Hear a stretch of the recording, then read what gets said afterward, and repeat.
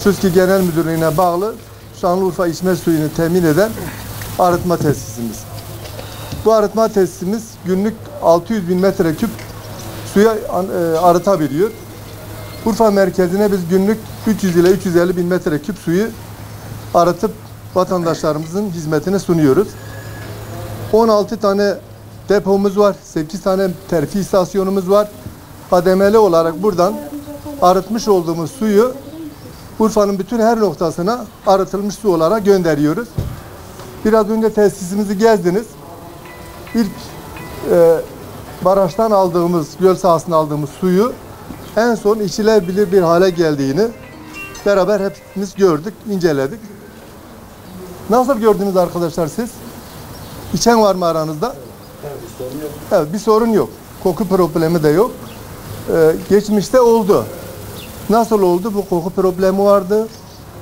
Koku problemini biz aktif karbon sistemimizi devreye koyaraktan bize bunu minimize ettik. Yani şu anda yok denecek kadar bir koku var. Vatandaşlarımız 7'den 70 teyzelerimiz, bebeklerimiz, kızlarımız, amcalarımız bu suyu rahatlıkla, gönül rahatlıkla içebilirler. Şanlıurfa'nın suyu çok güzel. Şu anda arıtılmış diğer şaşal dediğimiz paketlenmiş sulardan da daha iyi bir sudur diyebiliriz. Sabotaj yok kesinlikle. Bunu kesinlikle yani sosyal medyada da var. İşte yönetim değişti. Hayır, kesinlikle öyle bir şey yok. İnanmıyoruz biz.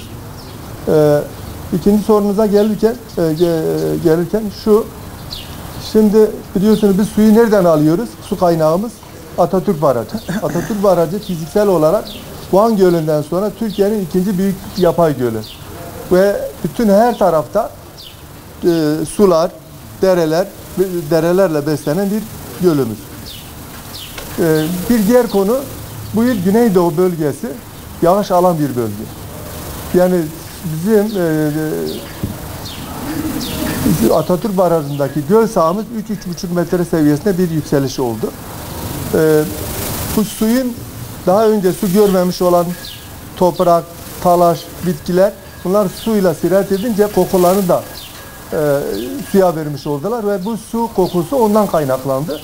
Ama şu anda biz aktif karbon sistemini devreye koyarak da bu kokuyu da minimize etmiş olduk.